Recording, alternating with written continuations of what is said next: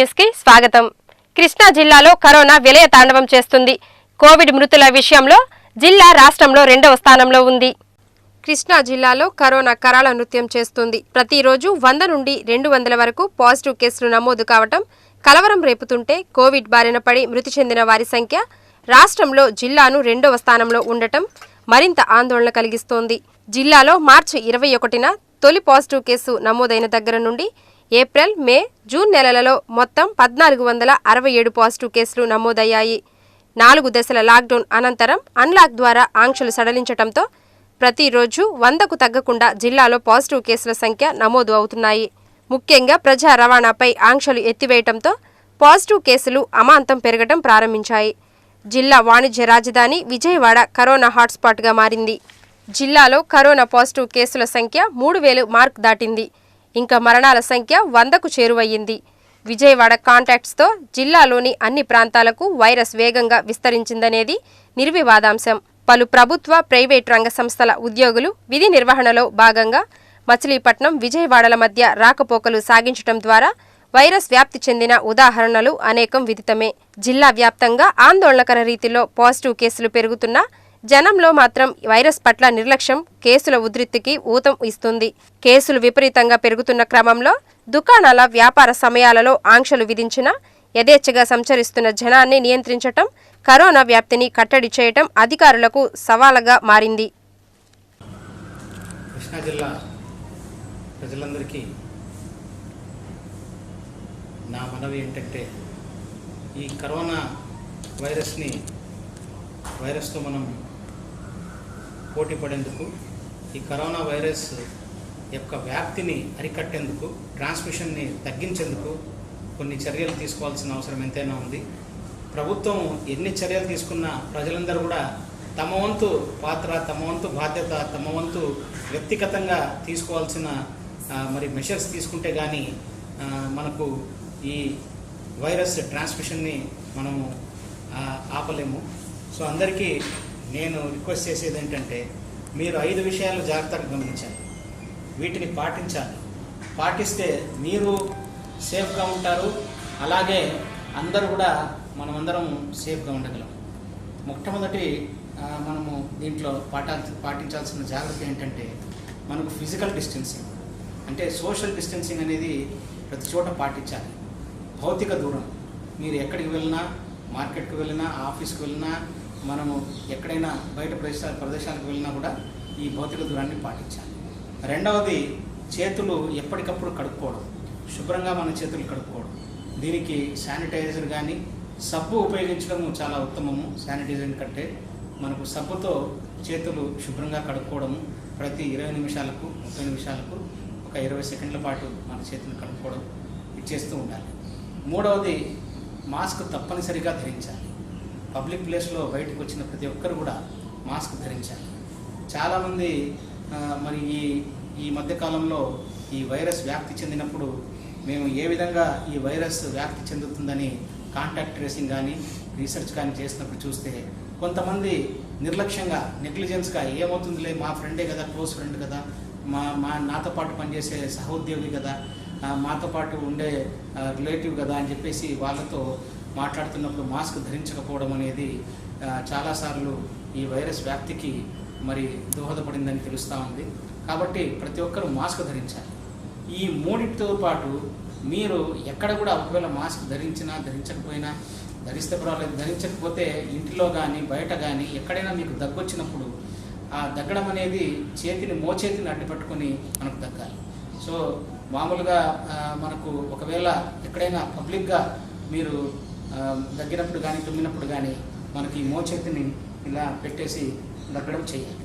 So this has to be ఒక అలవాటుగా దీన్ని మార్చుకోవాలి. సో అది ఖచ్చితంగా మనకు ఇది పాటించాలి. అలాగే 5వది వచ్చేటప్పటికి, 5వ జాగ్రత్త, మీకు ఒకవేళ మీరు కొద్దిగా కూడా సిక్ అనిపిస్తే, అంటే మీకు కొద్దిగా అనారోగ్యంగా ఉంటే మిమ్మల్ని మీరు ఐసోలేట్ చేసుకోండి. మీరు ఇంటి బయటకు రావద్దు. మీరు తగు జాగ్రత్తలు తీసుకొని, మీరు తగు మెడిసిన్ తీసుకొని, తగు మెజర్స్ తీసుకొని మీరు ఇంప్రూవ్ కావచ్చు. ఇవన్నీ ఈ 5 మనకు పాటించడం చేస్తే మనకు ఈ 5 జాగ్రత్తలు ఖచ్చితంగా మనం అందరం పాటిస్తే మనం ఈ కరోనా వైరస్ వ్యాప్తిని అరికట్టిన వాళ్ళం అవుతాం. ఇందులో ఈ ఏదైతే మనకు ఈ ఫైట్ అగేన్స్ట్ వైరస్ ఉందో దీంట్లో ప్రభుత్వం ఒక్కటే కాదు, మనమందరం కూడా కలిసికట్టుగా దీన్ని చేయాలి. ఇవన్నీ ఖచ్చితంగా పాటించాలి. అత్యవసర పనులు మినహా రోడ్లపైకి రావద్దని ఎన్ని విజ్ఞప్తులు, హెచ్చరికలు చేసినా జనంలో మార్పు శూన్యంగానే ఉంది. ఇప్పటి వరకు కోవిడ్ నుండి కోలుకుని దాదాపు 2,000 మందికి పైగా డిశ్చార్జ్ అయినట్లు అధికార గణాంకాలు పేర్కొంటున్నాయి. కరోనా వైరస్ వ్యాప్తి కట్టడికి ప్రజలు సహకరించాలని జిల్లా కలెక్టర్ ఏఎండి ఇంతియాజ్ సూచించారు. వైరస్ కట్టడి కేవలం ప్రభుత్వం వలనే కాదని ప్రజల సహకారం అవసరమన్నారు. మచిలీపట్నం డివిజన్లో రికార్డు స్థాయిలో 52 కరోనా పాజిటివ్ కేసులు నమోదైనట్లు ఆర్డీఓ ఖాజావలి వెల్లడించారు. దీనితో డివిజన్లో కేసుల సంఖ్య 262కు చేరుకుంది. మచిలీపట్నం డివిజన్లో కరోనా వైరస్ వేగంగా వ్యాప్తి చెందుతుంది. డివిజన్లో కొత్తగా 52 కరోనా పాజిటివ్ కేసులు నమోదైనట్లు ఆర్డీఓ ఖాజావలి తెలిపారు. దీనితో డివిజన్లో పాజిటివ్ కేసుల సంఖ్య 261కి చేరిందన్నారు. కొత్తగా మచిలీపట్నం మున్సిపల్ కార్పొరేషన్ పరిధిలో 18 కేసులు నమోదయ్యాయన్నారు. గొడుగుపేట, బలరామునిపేటలో 4 చొప్పున, ఈడేపల్లి, మాచవరం, బుట్టాయిపేటలలో 2 కేసులు, భాస్కరపురం, పరాసుపేట, కాలేకాన్పేట, శ్రీనివాసనగర్లో ఒక్కొక్క కేసు నమోదైందన్నారు. పెడనలో 5 కరోనా పాజిటివ్ కేసులు, డివిజన్లోని రూరల్ ప్రాంతంలోని తవిసిపూడిలో 7, గోపవానిపాలెంలో 2, పెద్దపట్నం, బుద్దాలపాలెం, చిన్నయాదరలో ఒక్కొక్క కేసు నమోదయ్యాయి. ఇంకా అవినిగడ్డలో 2, కట్ట దగ్గర 3, చల్లపల్లి, పురుటిగడ్డ, మాజేరుల్లో ఒక్కొక్క పాజిటివ్ కేసు, పెద్దకళ్లేపల్లి 4, కూచిపూడిలో 2, మల్లవోలులో 3 కేసులు నమోదైనట్లు ఆర్డీఓ ఖాజావలి తెలిపారు. డివిజన్లోని పట్టణ ప్రాంతంలో కంటే గ్రామీణ ప్రాంతాలలో పాజిటివ్ కేసులు అధికంగా నమోదు కావడం. బందర్ రెవెన్యూ డివిజన్లో నిన్నటి వరకు 209 కేసులు నమోదయ్యాయి. అయితే ఈ 209 కేసుల్లో ఒక కేసు ట్రేస్ అవుట్ అవ్వలేదు. అది విజయవాడ డివిజన్కి చెందినదిగా గుర్తించడం జరిగింది. ఈ 208 కేసులు నిన్నటి వరకు నమోదయ్యాయి టోటల్గా. దీనికి తోడుగా ఈరోజు మరలా 52 కొత్త కేసులు నమోదయ్యాయి. అంటే ఈరోజు ఇన్ని కేసులు నమోదవడానికి ప్రధాన కారణం ఏంటంటే మనము ర్యాపిడ్ కిట్స్ని యూజ్ చేసి టెస్టింగ్ చేయడం జరిగింది. ర్యాపిడ్ కిట్స్ ద్వారా మనకు ఇన్ఫర్మేషన్ అతి త్వరలో నిన్ననే మొత్తం ఇన్ఫర్మేషన్ రావడం జరిగింది. నిన్న టెస్టింగ్ చేసిన సుమారుగా 360 కిట్స్లో 41 మందికి నిన్న పాజిటివ్ రావడం జరిగింది. అదేవిధంగా మిగిలిన విఆర్డీఐలు, ట్రూనాట్ అన్నీ కలిపి మొత్తం కేసుల సంఖ్య 52గా నిర్ధారించడం జరిగింది. ఈ 52 కేసులతో కలిపి డివిజన్లోని మొత్తం కేసుల సంఖ్య 260కి చేరింది. ఈ 260కి చేరినటువంటి కేసులు సుమారు 68 కంటైన్మెంట్ జోన్లలో ఉన్నాయి. ఈ కంటైన్మెంట్ జోన్లలో ఉన్నటువంటి ప్రజలు అప్రమత్తతో ఉండాల్సిందిగా కోరుతున్నాము. ఈ 52 కేసుల్లో మన మచిలీపట్నం అర్బన్లోనే సుమారుగా 18 కేసులు నమోదయ్యాయి. మచిలీపట్నం అర్బన్లో నమోదైనటువంటి కేసుల్లో బలరామునిపేట 4 కేసులు, ఈడేపల్లి 2, మాచవరం 2, బుట్టాయిపేట 2, గొడుగుపేట 4 కేసులు, భాస్కరాపురము, పరాస్పేట, కాలేఖాన్పేట, శ్రీనివాసనగర్లలో ఒక్కొక్క కేసులు నమోదయ్యాయి. మొత్తం మీద మచిలీపట్నం మున్సిపల్ కార్పొరేషన్లో 18 కేసులు నమోదయ్యాయి ఈరోజు. అదేవిధంగా పెడన అర్బన్లో వచ్చేసి వీరభద్రాపురం ఏరియాలో 5 కేసులు నమోదయ్యాయి. అదేవిధంగా గ్రామీణ ప్రాంతాలకు వచ్చేసి మచిలీపట్నం రూరల్లో అంటే పెదపట్నంలో 1, గోపవానిపాలెంలో 2, తవిసిపూడిలో 7, బుద్దాలపాలెం 1, చిన్నయాదర 1. అంటే మచిలీపట్నం మండలంలో అంటే రూరల్లో 12 కేసులు నమోదయ్యాయి. అదేవిధంగా అవనిగడ్డలో 2 కేసులు, నాగాయలంకలో మొత్తము 3 కేసులు నమోదయ్యాయి కట్టా దగ్గర. నెక్స్ట్ చల్లపల్లిలో మొత్తం 3 కేసులు, అంటే మాజేరు 1 కేసు, చల్లపల్లి 1 కేసు, పురిటిగడ్డ 1 కేసు. అదేవిధంగా మొవ్వ మండలంలో కూచిపూడిలో 2 కేసులు నమోదయ్యాయి. మోపిదేవి పెదకల్లేపల్లిలో 4 కేసులు, గూడూరులో మల్లవోలు విలేజ్లో 3 కేసులు నమోదయ్యాయి. గూడూరు మండలం మల్లవోలు విలేజ్. టోటల్గా ఈరోజు నమోదైనటువంటి మొత్తం కేసులు 52గా నమోదయ్యాయి. మొత్తం కేసుల సంఖ్య డివిజన్లోని కేసుల సంఖ్య 260కి చేరింది. కాబట్టి ప్రజలందరూ కూడా అప్రమత్తంగా ఉండాలి.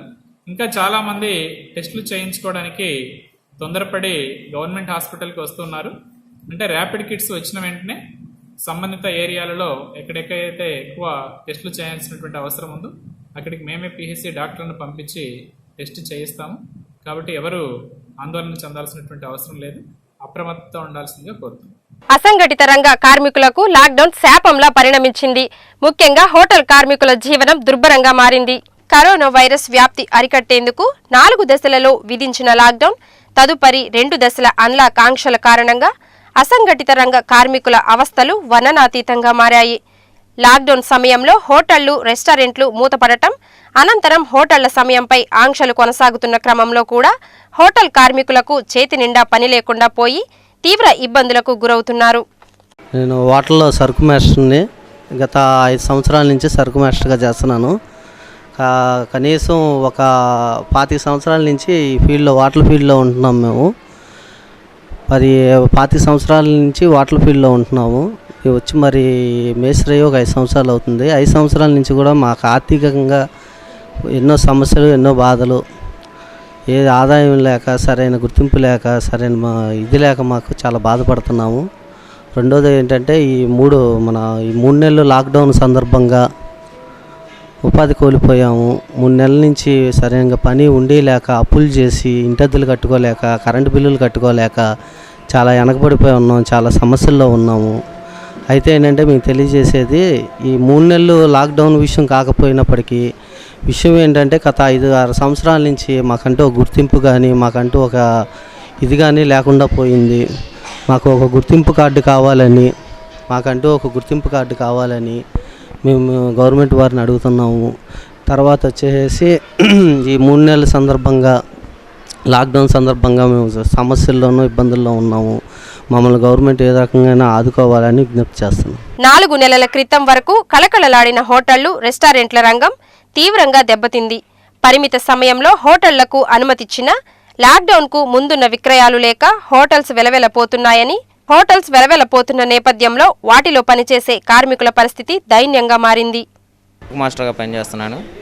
3 నెలల నుంచి కరోనా కారణంగా సరిగ్గా పనులు లేక అసలు 3 నెలలు ఖాళీగానే ఉన్నాం, పనులు ఏమీ లేవు. తర్వాత అన్లాక్డౌన్ చేసిన తర్వాత కూడా నెలలో 10 రోజులు, 15 రోజులు డ్యూటీలు ఇస్తున్నారు. అది కూడా వాళ్ళకి వ్యాపారాలు ఏమీ లేక, ఏమీ చేయలేక ఉన్న వాళ్ళందరికీ సర్దుబాటు చేస్తాం మూలంగా 10 రోజులు డ్యూటీ చేస్తాం కూడా కష్టంగానే ఉంది. ఏదో ఉన్న వాటిల్లో అలా ఏదో డ్యూటీలు మెయింటైన్ చేసి అలా ఇస్తున్నారు. అయితే అప్పులు చేసి బాగా ఇబ్బంది పడుతున్నాం. ఈ అన్లాక్డౌన్ చేసినా కూడా చాలని జీతాలు పొద్దున్న 3 గంటలు 4 గంటలు డ్యూటీలు ఇస్తున్నారు. మరీ ఇదిగా ఇబ్బందిగా ఉంది.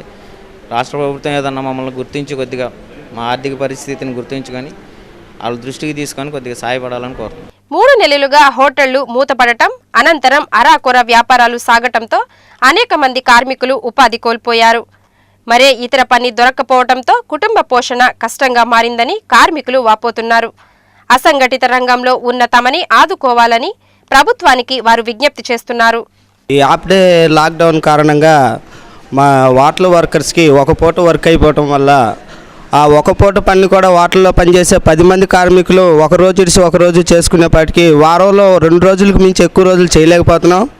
అదో రకమైన సమస్య. అయితే అలాగే ఇప్పుడు వరకు హోటల్లో ఓనర్స్ మొత్తం వాళ్ళకు తోచినంత వరకు వాళ్ళు చేయాల్సిన ఇచ్చారు. అలాగే గవర్నమెంట్ ద్వారా కూడా మాకు ఏదైనా సహాయపడాలని మనస్ఫూర్తిగా కోరుకుంటున్నాం. ఉపాధి కోల్పోవటం వలన ఇంటి అద్దెలు, కరెంటు బిల్లులు చెల్లించటం భారంగా ఉందని, అప్పులు చేసి జీవనం సాగించటం కష్టంగా ఉందని కార్మికులు ఆవేదన వ్యక్తం చేస్తున్నారు. హోటల్స్లో పనిచేయటం వలన తమకు భోజన సౌకర్యంతో పాటు వచ్చే వేతనం కుటుంబ పోషణకు ఉపయోగపడేదని, ప్రస్తుతం ఉపాధి లేకపోవటం తీవ్ర ఇబ్బందులకు గురిచేస్తోందని కార్మికులు వాపోతున్నారు.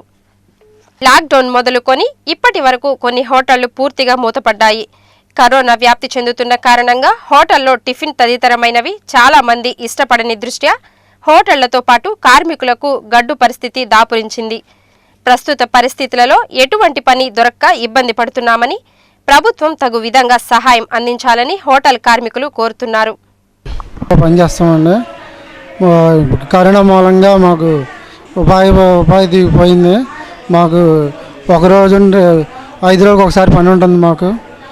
మాకు కొట్లు కూడా టైం ప్రకారంగా పెట్టారు. మాకు ఉపాధి పోయింది. మాకు గడిస్తమే కష్టంగా ఉంది. మాకు అప్పులు చేసుకుని బతకాల్సి వస్తుంది.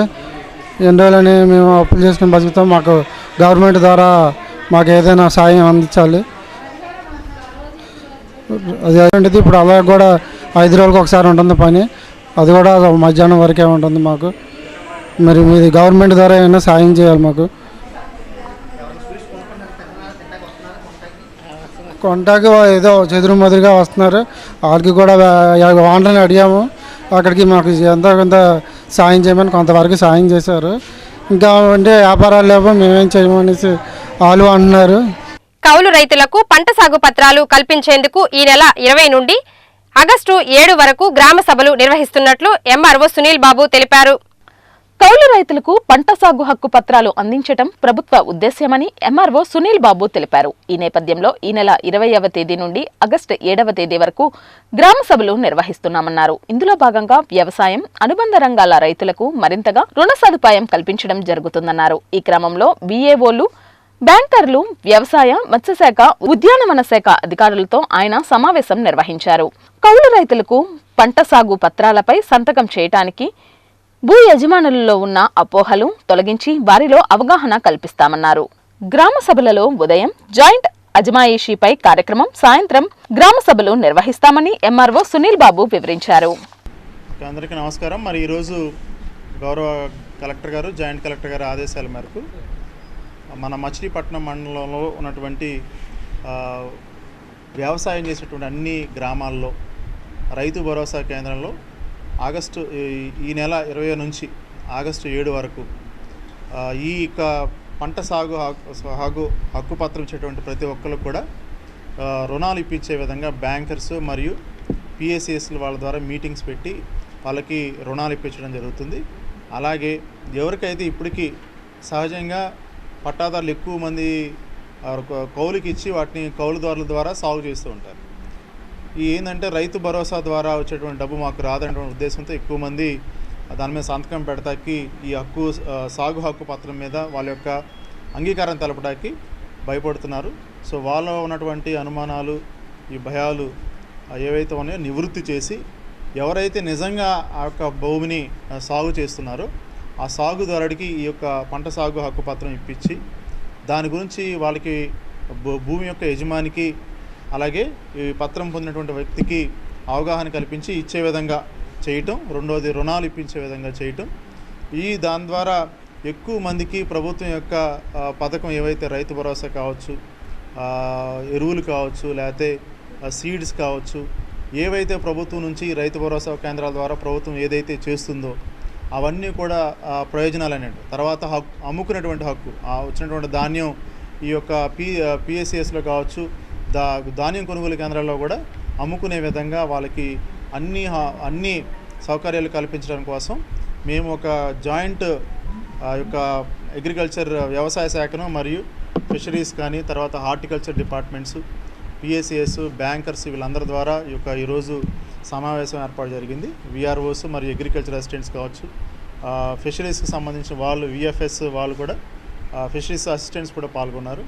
వీళ్ళ ద్వారా ప్రజలందరికీ కూడా అవగాహన కల్పించి ఎక్కువ మందికి రుణాలు ఇప్పించే విధంగా ప్రయత్నం చేస్తాము. తర్వాత అలాగే ఈ జాయింట్ అజమాయిషీ అంతకుముందు చేసేవాళ్ళు కాదు. ఇప్పుడు 2006 ఆ టైంలో ఎక్కువ జరిగేది.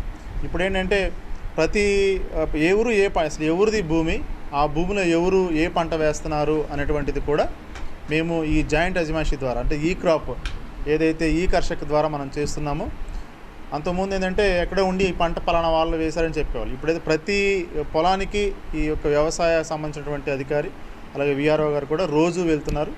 ఈ యొక్క కార్యక్రమాన్ని సక్సెస్ఫుల్గా చేసి ప్రభుత్వం ద్వారా వచ్చిన ప్రతి లబ్ధి కూడా ఆ వ్యవసాయం చేసే ప్రతి కౌలుదారుకు, సాగుదారుడికి అలాగే భూమి యొక్క యజమానికి కూడా అందించే విధంగా చేయడం కోసం ఈ నెల 20 నుంచి వచ్చే నెల 7 వరకు కూడా ఈ కార్యక్రమం జరుగుతుంది.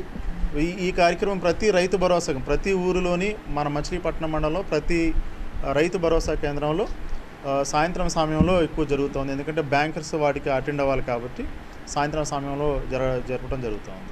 ఒకవేళ ఉదయం కానీ పెట్టినట్లయితే ముందుగానే ఇంటిమేట్ చేసి ఆ విధంగా రైతుల్ని వాళ్ళని కూడా వచ్చే విధంగా చేయడం జరుగుతుంది. హక్కు పత్రాల గురించి అవగాహన సదస్సు జూలై 20 నుంచి ఆగస్టు 7 వరకు కూడా VROలు, VAలు కలిసి అందరినీ ఇన్వాల్వ్ చేస్తూ, బ్యాంకర్స్ని కూడా ఇన్వాల్వ్ చేస్తూ మార్నింగ్ టైంలో ఏమో జాయింట్ అజమాయిష్ చేసుకుంటూ ఈవినింగ్ ఏమో ఈ క్యాంపైన్ని నిర్వహించడం జరుగుతుంది. దీనిలో ఏంటంటే ముఖ్యంగా ఏంటంటే CCRC కార్డ్స్ అనేవి రైతులకి ఎక్కువ సంఖ్యలో ఇప్పించాలి. CCRC కార్డ్స్ కొంతమంది యజమానులు సంతకాలు చేయడానికి చాలా భయపడుతున్నారు. అయితే మనం చెప్పాల్సిన విఏలందరూ దానికి సంబంధించి చెప్పాల్సిన అవసరం ఉంది, అందరినీ ఎడ్యుకేట్ చేయాల్సిన అవసరం ఉంది. ఈ CCRC కార్డ్స్ మీద ఒకవేళ మనం కౌలుదారు కార్డులు ఇచ్చినట్లయితే కౌలుదారులకి ఎటువంటి స్వాధీన హక్కులు ఉండవు. ఓన్లీ వారికి సంబంధించి ఇన్పుట్ సబ్సిడీ కానీ, ధాన్యం కొనుగోలుకి కానీ, ఇంకా లోన్లు కానీ ఇవి మాత్రమే వర్తిస్తాయని ఎడ్యుకేట్ చేయాల్సిన అవసరం ఉంది.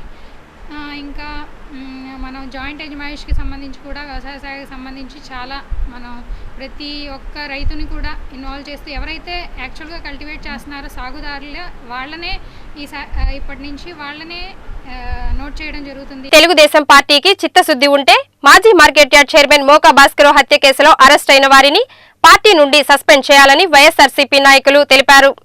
మాజీ మార్కెట్ యార్డ్ చైర్మన్ మోకా భాస్కర్ హత్య అత్యంత దారుణమని వైఎస్ఆర్సీపీ మండల పార్టీ నాయకులు తెలియజేశారు. అయితే హత్యకు గురి అయిన భాస్కర్రావు కుటుంబ సభ్యులకు సానుభూతి చూపించాల్సింది పోయి హత్య కేసులో అరెస్టు అయిన మాజీ మంత్రి కొల్లు రవీంద్ర ఏదో ఘనకార్యం చేసినట్లుగా టీడీపీ నాయకులు వ్యవహరించడం చాలా దారుణమని నాయకులు అన్నారు. భాస్కర్రావును అత్యంత దారుణంగా రాజకీయాల కోసం హత్య చేయటమే కాక సోషల్ మీడియాలో అతనిపై అసత్య ఆరోపణలు చేయటాన్ని నాయకులు ఖండించారు. భాస్కర్రావుపై నమోదు అయిన కేసులు రౌడీ షీటర్ను అప్పటి రాజకీయ ప్రత్యర్థులే కావాలని పెట్టించిన కేసులని వారు పేర్కొన్నారు. వైఎస్ఆర్సీపీ ప్రభుత్వం హత్యకు పాల్పడిన కుట్ర చేసిన వారిని చట్టపరంగా శిక్షించేందుకు చట్టం తన పని తాను చేసుకుంటూ పోతుందని వైఎస్ఆర్సీపీ నాయకులు తెలియజేశారు. తెలుగుదేశం పార్టీకి ఏమాత్రం చిత్తశుద్ధి ఉన్నా భాస్కర్రావును హత్య చేసిన వారిని కుట్రదారులను పార్టీ నుండి సస్పెండ్ చేయాలని వారు డిమాండ్ చేశారు. ఈ కార్యక్రమంలో మాజీ జడ్పీటీసీ లంకె వెంకటేశ్వరరావు, వాలిశెట్టి రవిశంకర్, నడకుదుటి వెంకటేశ్వరరావు, వరప్రసాద్, చింతా గోవిందరాజులు, లంకె పూర్ణచంద్రరావు తదితరులు పాల్గొన్నారు. మచిలీపట్నం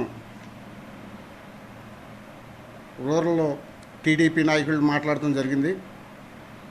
ఆయన కొల్లు రవీంద్ర గారు ముత్యం లాంటివాడు, కడిగిన ముత్యంలాగా బయటకు వస్తాడని, హత్యలు చేయించినవాడు హత్యలు చేసినవాడు కూడా తప్పు చేసింది ఉండి జగన్మోహన్ రెడ్డి గారి ప్రభుత్వం ఎవరిని ఇడిచిపెట్టదు. ప్రభుత్వం పని ప్రభుత్వం చేసుకుంటూ వెళ్తుంది. కొల్లు రవీంద్ర గారిని చిన్ని అతన్ని గుండాలమ్మ చెరువుల దగ్గర వాదన జరగటంలో రాజకీయంగా మాట్లాడిన ఆయన్ని ఖండించాలి తప్ప ఉట్టు పుణ్యానికి వాడు ఎవరు జోలికి వెళ్ళినవాడు కాదు. రాజకీయంగా మాట్లాడుతున్నా తప్ప అతను టీడీపీ వాళ్ళు కొంతమంది వాట్సాప్లో పెడతాం జరిగింది.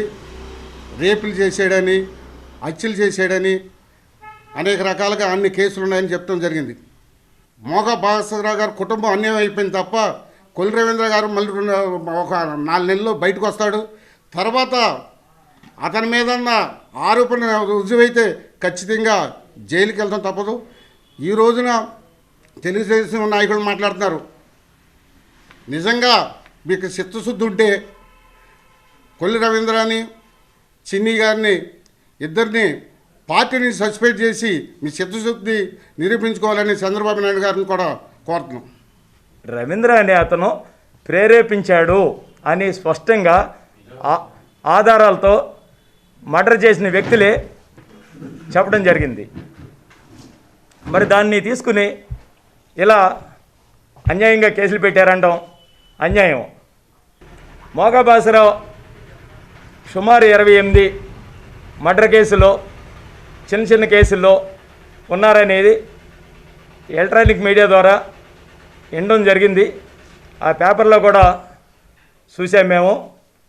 మరి దాన్ని మేము తొందరలోనే రేపు కానీ ఎల్లుండి కానీ మా తాలూకా పోలీస్ స్టేషన్లో పట్టాభి గారి మీద మేము ఎఫ్ఐఆర్ కట్టడానికి మా నాయకులందరూ ముందు రేపు వెళ్తున్నామని సభాముఖంగా తెలియజేయడం జరిగింది. చనిపోయిన వ్యక్తిని మరలా చంపుతూ ఆ కుటుంబాన్ని మానసికంగా శోభ గురి చేయడం అనేది అది అంతవరకు కూడా సమంజసం కాదు.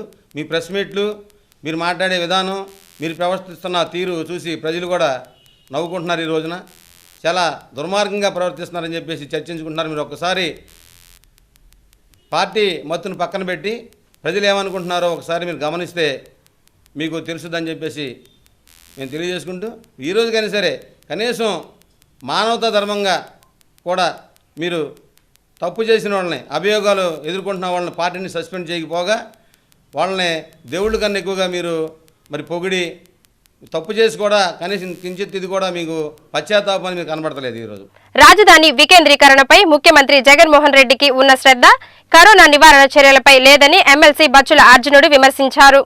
రాష్ట్రంలో రోజురోజుకి కరోనా కేసులు పెరిగిపోతున్నాయని, నివారణ చర్యలలో ప్రభుత్వం పూర్తిగా విఫలమైందని టీడీపీ జిల్లా అధ్యక్షుడు ఎమ్మెల్సీ బచ్చుల అర్జునుడు ఆరోపించారు. ప్రభుత్వ, ప్రైవేట్ హాస్పిటల్లో బెడ్లు ఖాళీ లేవని, బాధితులను వెనక్కి పంపుతున్న వైద్యశాలలలో కరోనా నివారణకు అన్ని వసతులు సమకూర్చామని మంత్రులు తెలియజేయటం దుర్మార్గమని ఆయన అన్నారు. కరోనా బారిన పడి ఆర్థికంగా పేద వర్గాలు అనేక ఇబ్బందులకు గురి అవడం వలన వ్యాధితో మృతి చెందిన వారికి ప్రభుత్వం నష్టపరిహారం చెల్లించాలని ఆయన అన్నారు.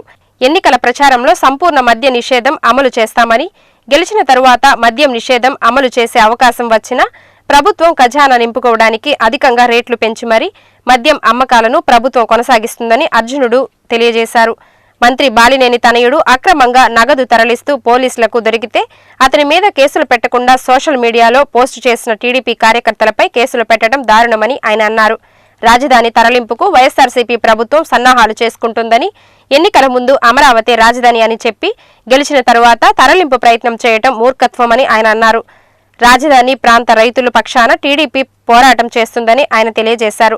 ఈ కార్యక్రమంలో కొట్టే వెంకట్రావు, పివి ఫణికుమార్, టీడీపీ నాయకులు తదితరులు పాల్గొన్నారు. ఈ రోజున కరోనా పరిస్థితి కానీ మనం ఒక్కసారి గమనించేటట్టయితే దారుణాతి దారుణంగా కరోనా కేసులు పెరిగిపోతూ ఉన్నాయి. కరోనా టెస్టులకి సరైనటువంటి కిట్లు లేనటువంటి పరిస్థితి రాష్ట్రంలో ఏర్పడింది. ఈ రోజున కరోనా మీద ప్రజలకి అవగాహనతో పాటు టెస్టులు కూడా త్వరితగతిన చేసి 2-3 రోజుల్లో టెస్ట్ రిపోర్ట్లు మనం సబ్మిట్ చేయగలిగితే ప్రజల యొక్క మనోభావాలు, ప్రజలకి మనోధైర్యం కలగటానికి అవకాశం ఉంటుంది. ఆ బాధ్యతను ప్రభుత్వం తీసుకోవాలా వద్దా అనేటటువంటి విషయం మీద జగన్మోహన్ రెడ్డి గారు ఎక్కడా మాట్లాడుతున్నట్టుగా కనపడటం లేదు. ఇది చాలా దుర్మార్గమైనటువంటి విషయం. పిట్టలు రాలినట్టుగా రాలిపోతూ ఉన్నారు కరోనా బాధితులు. ఇవాళ కరోనా బాధితులకి హాస్పిటల్లో చేరి వాళ్ళు రికవరీ అయ్యి ఇంటికి వెళ్తే 15,000 రూపాయలు ఇస్తామని అప్పుడు ప్రకటించారు. కానీ ఈ రోజున కరోనాతో హాస్పిటల్లో జాయిన్ అయ్యి అది రికవరీ అయ్యి ఇంటికి వెళ్ళేటటువంటి పేషెంట్లకి రూపాయి కూడా ఇవ్వటం లేదనేది వాస్తవం. రాష్ట్రంలో నలుమూల నుంచి ఎక్కడికైనా రాజధాని రావాలంటే అందుబాటులో ఉండేటట్టు ఏర్పాటు చేస్తే ఆ రోజున చక్కగా వాటర్ ఫెసిలిటీ ఉంది, ట్రాన్స్పోర్ట్ ఫెసిలిటీ ఉంది, రోడ్డు ఫెసిలిటీ ఉంది, రైల్వే ఫెసిలిటీ ఉంది, అట్లాగే విమాన ఫెసిలిటీ, అన్ని ఫెసిలిటీస్తో కూడుకున్న రాజధాని అమరావతిలో ఏర్పాటు చేస్తే దాన్ని 3 రాజధానులు చేయాలి, పాలన వికేంద్రీకరణ చేయాలి. ఏం చేస్తాడు? ఒక పని కోసం 3 ప్లేసులు తిరగాల్సిన అవసరం ఉంది. ఏదైనా డెవలప్ చేయాలంటే విశాఖపట్నం హైటెక్ హబ్ కింద ప్రకటించవచ్చు, అట్లాగే అక్కడ పరిశ్రమలు స్థాపించవచ్చు, కర్నూలు పెట్టవచ్చు. ఏదైనా బిజినెస్ పరంగా చేస్తే కనుక ఎవరైనా నిరుద్యోగులకి ఉద్యోగ కల్పన జరుగుతుంది తప్పనిచ్చి రాజధాని తీసినంత మాత్రాన ఒక్క పోస్ట్ కూడా ఎవరికి రాదు. చిన్న కరగ్రహారంలో అగ్ని ప్రమాద బాధిత కుటుంబానికి లంకిశెట్టి ఫ్రెండ్ సర్కిల్ చేయూత అందించింది. చిన్న కరగ్రహారం పల్లెపాలెంలో జరిగిన అగ్ని ప్రమాదంలో వన్నల నరసింహస్వామికి చెందిన ఇల్లు పూర్తిగా అగ్నికి ఆహుతైంది. ఇంట్లో ఉన్న 40,000 రూపాయలు ఖరీదు చేసే వలలు, 1,00,000 రూపాయలు ఇంటి సామాన్లు పూర్తిగా కాలిపోయాయి. బాధితుడు నరసింహరావు భార్య, పిల్లలిద్దరూ కట్టుబట్టలతో రోడ్డున పడ్డారు. గ్రామ మాజీ సర్పంచ్ నడకుదుటి నరసింహరావు సహకారంతో ఆ కుటుంబానికి రాష్ట్ర మంత్రివర్యులు పేర్ని నాని 10,000 రూపాయలు ఆర్థిక సహాయం అందించినట్లు తెలియజేశారు. లంకిశెట్టి ఫ్రెండ్ సర్కిల్ వ్యవస్థాపక అధ్యక్షులు న్యాయవాది లంకిశెట్టి బాలాజీ బాధిత కుటుంబానికి బియ్యం, వంట సామాగ్రి, బట్టలు అందజేశారు. దాతృత్వం గల స్వచ్ఛంద సంస్థలు, పెద్దలు పేద కుటుంబానికి వలలు కొనుగోలు చేయడానికి సహాయం చేసి ఆ పేద కుటుంబాన్ని ఆదుకోవాలని బాలాజీ విజ్ఞప్తి చేశారు. పల్లెపాలెంలో ఉన్న పేద అగ్నికుల క్షత్రియుల కుటుంబాలకు నూతన ఇళ్లు నిర్మించి ఇవ్వాలని మాజీ సర్పంచ్ వెంకటేశ్వరరావు కోరారు. ఈ కార్యక్రమంలో న్యాయవాది తాతా గోపి, ఈమని సతీష్ తదితరులు పాల్గొన్నారు. చిన్నకరగ్రహారం గ్రామంలో పల్లిపాలెం చెందినటువంటి వన్నాల నరసింహస్వామి గారి ఇల్లు మరి 2 రోజుల క్రితం ఫైర్ యాక్సిడెంట్లో మొత్తం కాలిపోయింది. దాదాపు 30-40 రూపాయలు ఖరీదు చేస్తే వాళ్ళన్నీ కూడా కాలిపోవడం జరిగింది. మన గ్రామ మాజీ సర్పంచ్ గారు తమ్ముడు మరి వెంకటేశ్వర గారు, నలుగురు వెంకటేశ్వర గారు వెంటనే వాళ్ళకి అండగా ఉండి ఫైర్ వాళ్ళందరూ పిలిపించడం జరిగింది. మరి కుటుంబం మొత్తం కూడా ఈ వేట మీద ఆధారపడి ఉంది. మరి ఆ కుటుంబానికి ఈరోజు మా నక్సెట్ ఫ్రెండ్స్ సర్కిల్ తరఫున మా వంతుగా సహాయ కార్యక్రమం ఏర్పాటు చేయడం జరిగింది. కానీ భారీగా జరిగిన నష్టం వలలు కొనుక్కోవాల్సిన పరిస్థితి ఉంది. మరి ఆ కుటుంబం మీద ఆయన భార్య పిల్లలిద్దరూ ఆ ఫ్యామిలీ అంతా కూడా వల్ల మీద ఆధారపడి ఉన్నారు. ఈ ఫైర్ యాక్సిడెంట్ వలన సర్వస్వం కోల్పోయినటువంటి వన్నా వెంకటేశ్వర కుటుంబానికి దాతలు ముందుకొచ్చి మరి ఆర్థిక సహాయం అందజేసి ఆ వలలు కానీ కొనిచ్చినట్టయితే కుటుంబం నిలదొక్కుంటుంది.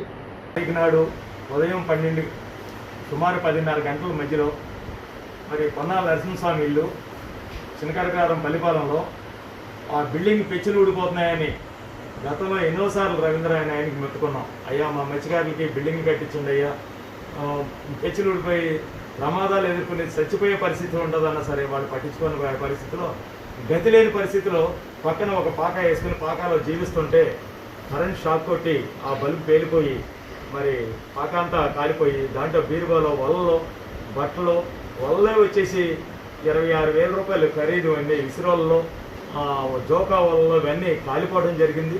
వెంటనే ఫైర్ స్టేషన్ వాళ్ళు తీసుకొచ్చి మేము ఫైర్ వాళ్ళు సర్టిఫికేట్ ఇచ్చారు, ఎంఆర్ఓ తెలిసేసాం, మరి అందరికీ తెలిసేసాం. ఇవాళ లంచెట్ బాలాజీ గారు దగ్గరికి ఆ కుటుంబ బాధ్యతను తీసుకురావడం జరిగింది.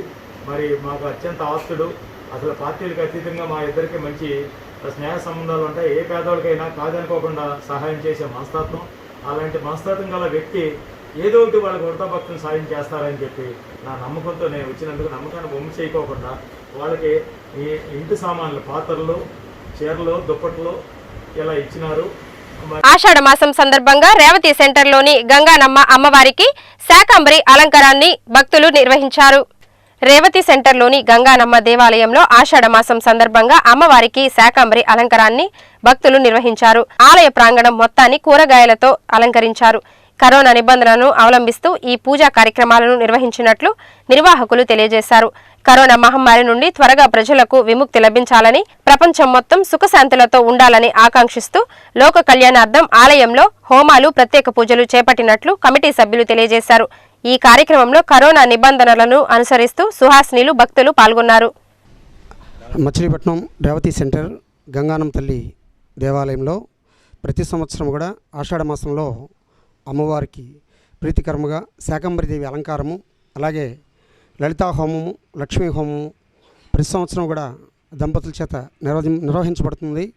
ఆలయ ధర్మకర్తలు పుప్పాల శ్రీహరిరావు గారి దంపతులు లలితా హోమం చేశారు. కనుక అందరూ కూడా గ్రామ ప్రజలందరూ కూడా బాగుండాలని, కరోనా వ్యాధి నుంచి సుఖ సంతోషాలతో ఉండాలని ఆ అమ్మవారిని ప్రార్థించుతున్నాం.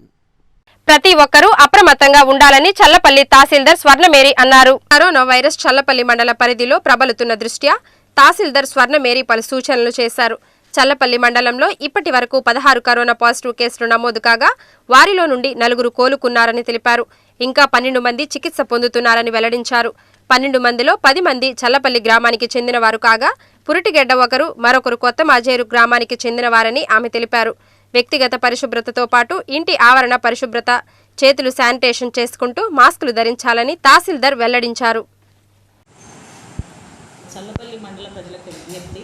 చల్లపల్లి మండలంలో కరోనా వైరస్ పాజిటివ్ కేసులు మొత్తం 16 గుర్తించగా అందులో 4 ఆరోగ్యంతో డిశ్చార్జ్ అయినారు. మిగతా 12 మందిలో 10 మంది చల్లపల్లి గ్రామంలో చెందినవారు కాగా ఒకరు పురిటిగడ్డ గ్రామంకు, ఒకరు మాజేరు గ్రామంలో చెందినవారుగా గుర్తించడమైనది. ప్రజలందరూ కూడా అప్రమత్తంగా ఉండవలసిందిగా, ఎవరికి వారు వ్యక్తిగత బాధ్యతగా భావించి తగు జాగ్రత్తలు తీసుకునవలసిందిగా కోరుతున్నాము. తప్పనిసరి పరిస్థితుల్లో మాత్రమే ఇంటి నుంచి బయటకు రావాలి. ఒక్కరు మాత్రమే వచ్చి మాస్క్ ధరించి మాత్రమే బయటకు రావాల్సిందిగా కోరుతున్నాము. అలాగే ప్రతి ఒక్కరూ శానిటైజర్తో చేతులు శుభ్రపరచుకోవాలి. మాస్క్ లేకుండా బయటకు వచ్చినట్లయితే పెనాల్టీ విధించబడుతుందని తెలియజేస్తున్నాము. మీ ఆరోగ్యం మీ చేతిలోనే ఉంది కాబట్టి అందరూ కూడా జాగ్రత్తలు పాటించవలసిందిగా కోరుతున్నాము. మీ ఆరోగ్యాన్ని కాపాడుకోవాల్సిందిగా కోరుతున్నాము. ఈ వార్తలు ఇంతటితో సమాప్తం. నమస్కారం.